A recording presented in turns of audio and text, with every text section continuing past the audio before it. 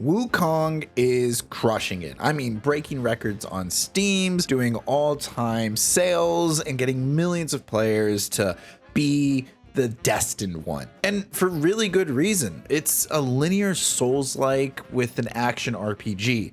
Think kind of like Lies of P meets God of War. It's got the linear aspect of it that Lies of P has, but it's more action gameplay orientated like God of War, even on the cinematic side as well. All in all, it's very simplistic to get into and really fun to master, which makes it reasonable for why it's so popular. Not to mention that it's a great deal whenever a game shows off gameplay to advertise itself rather than trying to show off a bunch of skins or other things. Hey, I'm Mario. I like playing video games, watching movies, and Dungeons and Dragons. If you keep getting me in your suggested videos or you're watching this video right here, consider subscribing. It goes a long way. Thank you. And when it comes to Black Myth Wukong, the gameplay is super fluid. It sometimes has some sturdy strictness to it like Monster Hunter does, where there's just certain actions you have to respect, like drinking your gourd to fill up your health.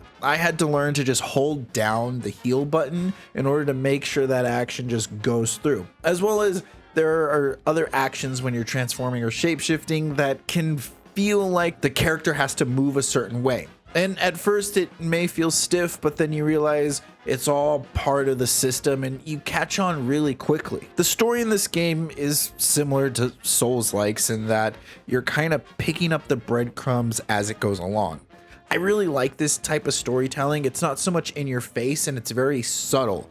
It's an homage to a lot of the Journey to the West and characters that come from it. So if you're a big fan of that story, you'll probably catch a lot more things than I did playing the game, but it is cool to kind of go back and look through all these Chinese mythologies and lores and things that are connected to it. Not to mention, as you play through the game and you beat each chapter, they give a very cinematic approach to the ending of each chapter that ties a beautiful bow knot onto what you just did. And it's crazy because they've done different animation styles, from stop motion styles to full on anime. And I think these moments are really cool because it's really just attention to detail to the story and to people who enjoy those kinds of things. And that's what really gets this game cooking, because it feels like there's a little something for everyone here. Immersion takes center stage as you go into the map. It is very beautiful the way that the level is designed. I do have some problems with the level design, and it's probably my biggest critique here. It is definitely a choice that they went with that I respect, but the way that the levels are set up are that sometimes you'll be walking on the linear path and there's a fork in the road, and you don't necessarily always know if you're supposed to go left or right. I'm pretty sure the path that you're supposed to go on is always lit up by fire, and that helps you guide you in the way to help you get some things. But exploration is usually rewarded in the same way that God of War rewarded exploration. However, because there's no compass and because there's no mini map and there's not even a world map that I know of, you can get turned around or lost easily because the fork in the road tends to go on for a while before you run into anything. So it might feel like you're just kind of running in a straight line and thinking, oh wait, is this the right way to go, before you turn around or you realize you're going the right way, and then you have to turn around and backtrack, and the backtracking can feel long. And so a lot of times with the map design, it could feel a little bit tedious and feels like it's padding the runtime. However, the immersion of it is absolutely beautiful. They do such a great job at making sure the path is always clear, and they don't use yellow paint. They use things like braziers, fire, or buildings, landscapes, or they structure the land just enough to where it indicates, hey, go this way. It's very subtle, but it never feels like it's a video game. It always feels like you are in the world itself, and it stays very immersive and beautiful to that fact. There are times where, yes, you might get turned around and lost, but at the end of the day, you are always rewarded for the way you want to play. And boy, let me tell you, there are a lot of different ways to play. Opening up the skill tree may seem intimidating at first because there's like 3 to 4 different things to go into to level up, and each one of those things have their own trees. But Quality of life is kind of what I feel like was the staple into making this game. At the very beginning, they have ways for you to teleport back to shrines, which act like the bonfires in Dark Souls, or think of like the meditation spots in the Star Wars, but they're not necessary for you to level up. You can level up at any time. There's not huge penalties when it comes to dying, and the shrines are always in convenient places, like right in front of a boss. So that way you can just reset the boss if you need to start over again, because some of these bosses can be challenging. On top of that, you're always running into enough enemies that you are going to constantly level up. And since it's free to basically reset your levels anytime you want, as long as you're on a shrine, you can mix and match, test out things. If you feel like you're having a hard time or you need a specific way to fight a boss, you can switch it up on the fly and try it out. There's really nothing punishing about the game, and they've really discovered and figured out how to make something challenging and not punishing, and that is in its essence what I think is making this game so successful. There are tons of varieties between enemies and boss fights. Now, I said before that the game is pretty simple, so it is really just light attacks, mixing in some heavy attacks, and a lot of dodging.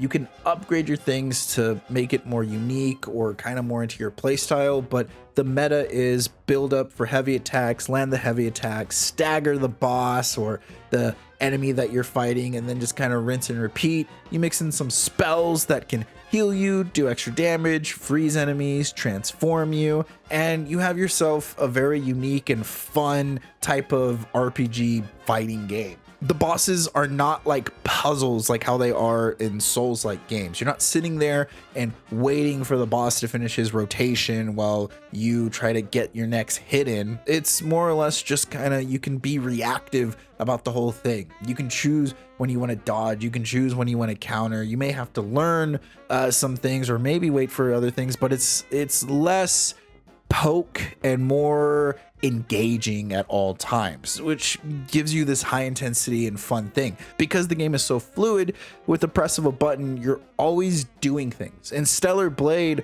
was kind of the same way, but Stellar Blade was, if you had entered a command, you almost had to respect the fact that the command had to go in. There wasn't a lot of times you could cancel a command depending on the combo you were doing. In Wukong, unless you're really jumping in the air and forcing yourself stuck someplace, it is always allowing the players to do the thing that they want to do. You put in a command and there's really not a lot of things to interrupt you, and if you are interrupted or messed up in certain ways, because it's not counter-based gameplay, it gives for some really engaging and fun things that don't feel like you're punished for playing a certain way. Though, I gotta say, sometimes with just a few of the enemy types, specifically bosses, the lock-on system can screw you over, and you kind of have to be locked on to the enemies. A lot of times the lock-on system wants to lock on to the midsection or the core of the enemy, and the way that they're designed means that like you won't always hit them. Now, I've only had this problem with like 2 bosses, but it was very annoying, and it was very much just like, how can I play this game without it being locked on? It's not a consistent problem, so I don't say it's a critique, but it definitely took me out of the moment for those bosses. And I think the bosses were still designed pretty well, besides the fact that like I couldn't land my hits because of the way that the lock-on system worked. And the camera can be pretty janky at times. It can freak out on you. It's quick to fix itself, but you kind of have to have good map awareness from time to time in order to not just kind of screw yourself over. Suffice it to say, the enemies and bosses have very good telegraphed moves. Once you've been hit by something, it's real quick and easy to understand how that attack actually landed and how it hit you. Even a lot of the subtle attacks, like just a shoulder bash from an enemy, can be very telegraphed, and it's really nice whenever you can see that. There's not a lot of things like delayed attacks, and a lot of the enemies and bosses are consistent with how they play. Even though there's a variety of how they move and how they do their attacks, they don't really do things like, I'm going to do a delayed attack here and I'm going to do a quick attack here, and it's going to look like the same overhead hit.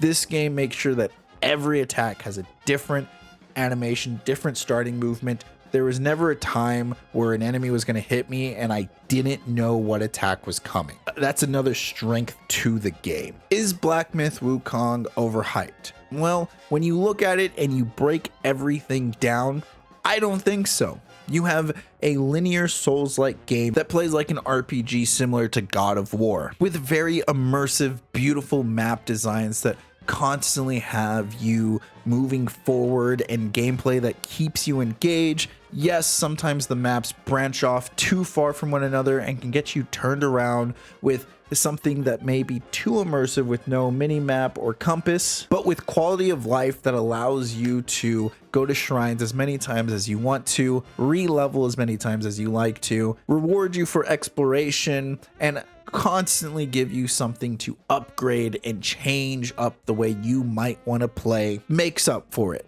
As well as choosing to be a game that is more challenging than punishing, making all the boss fights, every enemy very well telegraphed, but still being a hard game and a game where you can kind of make your own difficulty.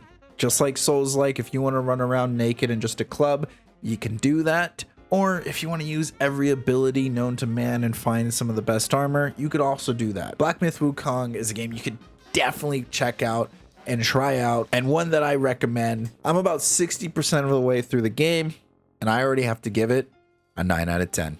Until next time, guys, play nice.